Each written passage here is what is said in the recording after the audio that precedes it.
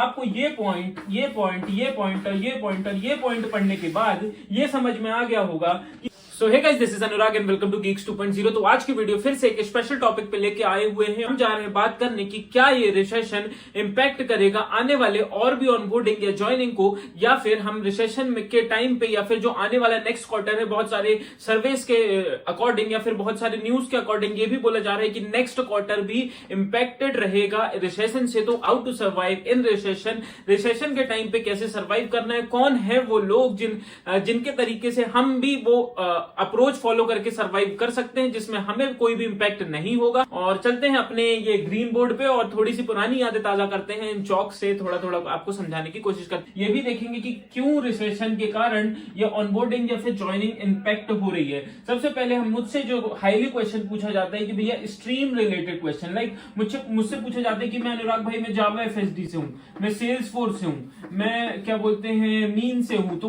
क्या मैं इफेक्ट हूँ, क्या मैं क्लाउड से हूं, तो क्या मैं मुझे इफेक्ट हो सकता है। देखो, इसमें स्ट्रीम का कोई भी रिलेशन नहीं होता है, स्ट्रीम से आपका कोई भी रिलेटेड नहीं होता है, क्योंकि प्रोजेक्ट्स कुछ ऐसे होते हैं जिनमें ये स्ट्रीम लग रही होती है और जिनमें ये स्ट्रीम नहीं भी लग रही होती है। तो अगर मान के चलिए कि रिसेशन के टाइम अगर ट्रैवल का प्रोजेक्ट कैंसिल हो गया है, उस ट्रैवल के प्रोजेक्ट में जावा एफएसडी भी चल रहा है, तो भी आपको वहां पे इंपैक्ट होगा। सेल्स फोर्स या किसी से भी आपके ऑनबोर्डिंग या ज्वाइनिंग का कोई भी लेना देना नहीं है। दूसरी हम बात करते हैं कि कंपनीज के पास प्रोजेक्ट की कमी क्यों हो गई है। बेसिकली देखो, अपन कोई इकोनॉमिस्ट नहीं है तो आपको इतना ज्यादा बता पाए, लेकिन जो फंडिंग मिलती है उस फंडिंग के रूल में होता क्या है कि चलिए मान के चलिए अब भाई यूएस का कोई भी एक एबीसी क्लाइंट है, अब वहां पे इकोनॉमी डाउन होने के कारण क्या होता है कि देखिए नॉर्मली कंपनीज के पास, मैंने एक वीडियो में बताया था कि नॉर्मली कंपनीज के पास दो प्रोजेक्ट होते हैं। एक लाइफलाइन ऑफ द कंपनी होते हैं जो मतलब कोर प्रोजेक्ट्स होते हैं, जो चलते ही जाते हैं, या फिर अगर 2-3 साल में हमें डेवलप करना है, या फिर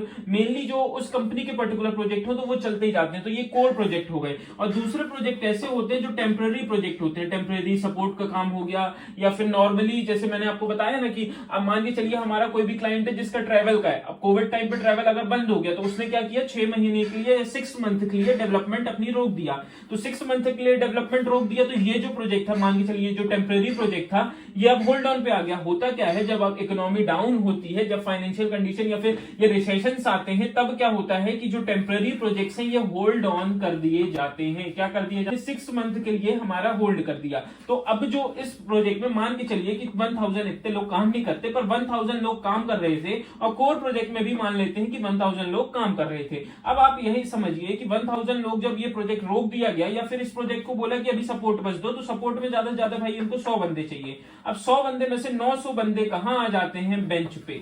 अब 900 बंदे बेंच पे आ गए, या फिर उनको बोला गया कोई और प्रोजेक्ट ढूंढो, तो अब क्या है, अब कोर प्रोजेक्ट में तो मान के चलिए कि 1000 बस की लोगों की कैपेसिटी है, लेकिन अब यहाँ पे कितने लोग हो गए, 1900 लोग। तो आज की वीडियो में हम आपको यही बता रहे हैं वाले हैं कि अगर आपकी ऑनबोर्डिंग ज्वाइनिंग हो भी जाती है, या फिर अभी हम ये भी बात करेंगे ऑनबोर्डिंग ज्वाइनिंग से कैसे इफेक्ट करता है, अगर हो भी जाती है तो 1900 लोग हैं, तो आपको कैसे रिसेशन में सर्वाइव करना है एंड कैसे प्रोजेक्ट लेके एक कोर प्रोजेक्ट पे वर्क करना है instead of your temporary project पे जहां पे आप फंस के रह जाओ। तो देखो, लोग मुझसे पूछ रहे थे कि क्या ये ऑनबोर्डिंग ज्वाइनिंग रिसेशन की वजह से इफेक्ट होगा, तो आप खुद देख सकते हैं कि जो प्रोजेक्ट होल्ड ऑन पे चला गया, जहां के लोग 1900 फिर बेंच पे आ गए। अब आप खुद सोचो कि 900 पहले से अगर बेंच पे बैठे हैं, उसके बाद आप ज्वाइन हो रहे हो, उसका मतलब आप भी बेंच में बैठोगे, नेक्स्ट ज्वाइन होंगे वो भी बेंच में बैठेंगे। तो आप खुद सोचिए कि जब कंपनी में इतने ही लोग पहले ही से बेंच में बैठे होंगे, तो वो न्यू ज्वाइनर्स को क्यों ऑनबोर्डिंग एंड क्यों अपना देगी। अब देखिए, अब आप ये बोलते हैं कि भैया जब ये ऑनबोर्डिंग ज्वाइनिंग देना नहीं था तो इन्होंने हायर क्यों किया। देखो, जब इन्होंने हायर किया तब तो टेम्परेरी, ऐसा होता नहीं है कि एक ही प्रोजेक्ट चल रहा है, उनके पास एक ही 1000 की कैपेसिटी है, यहाँ थाउजेंड्स ऑफ टेम्परेरी प्रोजेक्ट चल रहे हैं। अगर बहुत सारे ऐसे क्लाइंट रहते हैं जिन्होंने 2 मंथ्स 3 मंथ्स 6 मंथ 1 ईयर के लिए रोक दिया, तो भैया उनके टाइम, उस टाइम तो उनके पास थी ना हायरिंग, या फिर उस टाइम तो उनके पास जगह थी, रिक्वायरमेंट थी, लेकिन अब नहीं है। लेकिन 6 मंथ बाद आएगी, इसलिए मैंने हर बार आपको वीडियो में बोला है कि अभी इनके पास काम नहीं होता, लेकिन कल को काम आ जाता है। कल को काम का मेरा मतलब आज डीप में आपको बिल्कुल खोल खोल की चीजें बता रहा हूं कि भैया ऐसा होता है कि टेम्परेरी प्रोजेक्ट को होल्ड ऑन कर दिया जाता है, फिर उसके बाद जब एक बार क्लाइंट से या फिर रिसेशन या फिर टाइम ठीक होने से जब इनको फंडिंग बराबर मिलने लगती है तब ये प्रोजेक्ट को फिर से स्टार्ट कर दिए जाते हैं और कोर प्रोजेक्ट तो चल रहे होते हैं। अब चलिए हम ये बात करेंगे कि भैया हमें कोर प्रोजेक्ट में आने के लिए या कोर प्रोजेक्ट में रहने के लिए, सर्वाइव करने के लिए क्या करना होगा। जैसे कि मैंने आपको बताया कि 1000 लोगों में से भी फिर भी उन लोग 1900 में से देखेंगे कि 1000 लोग किसको किसको हमें इस प्रोजेक्ट में लेना है या फिर किसको प्रोजेक्ट में रिप्लेस करना है। तो वहां पे बारी आती है टॉप परफॉर्मर की। अब आप बोलेंगे कि अनुराग भाई ये टॉप परफॉर्मर क्या है? भाई जिनको जो काम मिल रहा होगा वो तो करेंगे ही। टॉप परफॉर्मर से मेरा मतलब ये होता है, देखिए मैंने कुछ पॉइंट्स भी लिख के रखे क्योंकि बहुत सारी इधर उधर से न्यूज लेके आया हूं मैं, बहुत लोगों से पूछ के। क्या होता है टॉप परफॉर्मर? वो होते हैं जो उनके बिजनेस स्ट्रक्चर को समझते हैं। अब आप बोलेंगे भैया अनुराग भाई हम तो फ्रेशर हैं, अभी मैं भी फ्रेशर हूं, मुझे भी ये सब इतना नहीं पता, लेकिन बहुत पूछने के बाद ये चीजें पता चली। अब बोलेंगे कि अनुराग भाई बिजनेस स्ट्रक्चर क्या है? बिजनेस स्ट्रक्चर वो होता है जब आप किसी प्रोजेक्ट में 3-4 महीने काम कर लेते हैं, आपको पता चल जाता है कि क्लाइंट कैसे, डिलीवरी कैसे हो रही है, प्रोडक्ट में चेंजेस कैसे हो रहे हैं, प्रोडक्ट डेवलप कैसे हो रहा है, प्रोडक्ट में अगर फिर से कोई एक नई चीज एड ऑन करना है वो कैसे हो रही है।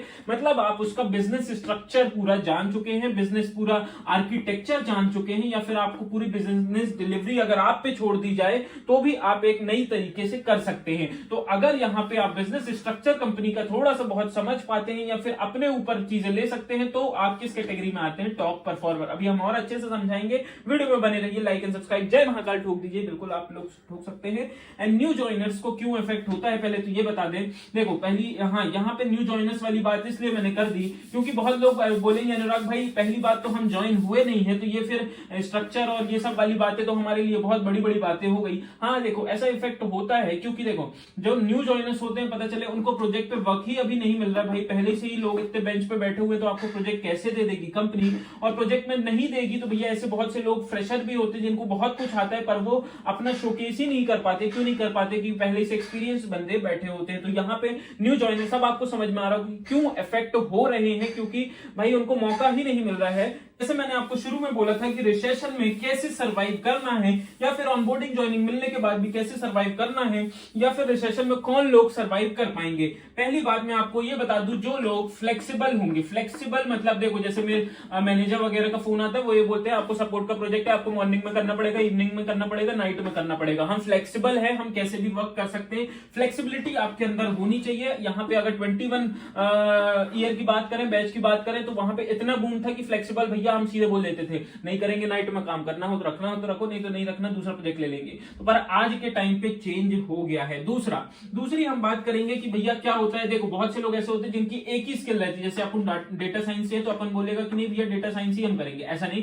प्राइमरी में आपकी डेटा साइंस हो सकती है, सेकेंडरी में आप कुछ और पाइथन ऑटोमेशन रख ले, मतलब कुछ भी आपकी 2-3 स्किल होनी चाहिए जिसपे आप इजिली कोई भी प्रोजेक्ट ग्रेस्प कर सकें। थर्ड होता है एडेप्टिव फास्ट। एडेप्टिव तो आप जानते हैं भैया आईटी इंडस्ट्री में सबसे ज्यादा एडेप्टिवनेस होनी चाहिए। एडेप्टिव आप होने चाहिए जो आप जल्दी से जल्दी चीजें अपनी अंडरस्टैंड कर लें। और फोर्थ सबसे जरूरी होता है रिलेशनशिप। अगर आप आईटी इंडस्ट्री में आए हैं तो आपको ईगो अपना सबसे किनारे रखना पड़ेगा। ये बहुत ही इंपॉर्टेंट बात मैं बता रहा हूं कि आप अगर आईटी इंडस्ट्री में आए हैं तो आपको सबसे रिलेशनशिप अच्छे बनाने होंगे। आप चाहे मैनेजर से हो, चाहे अपने टीम लीड से हो, चाहे एचआर से हो, चाहे आप जिससे भी मीटिंग में कनेक्ट हो रहे हैं, आप थोड़े से उनसे डाउट पूछिए, थोड़े से उनको कुछ सजेशंस हैं, या फिर उनसे इंटरेक्शन करने की कोशिश करिए। क्योंकि जब आपका मतलब एक उनकी इंटरनल मीटिंग होती है, वहां पे जब नाम रिकॉल हो रहे होते हैं, ये सब बहुत ही डीप अंदर की बातें हैं कि भैया जब वो कुछ प्लान कर रहे होते हैं कि इसको प्रोजेक्ट में रखना है, इसको निकालना है, इसका ले ऑफ करना, कुछ भी, तो वहां पे आपका रिलेशनशिप एंड वहां पे आपका नाम काम में आ रहा होगा।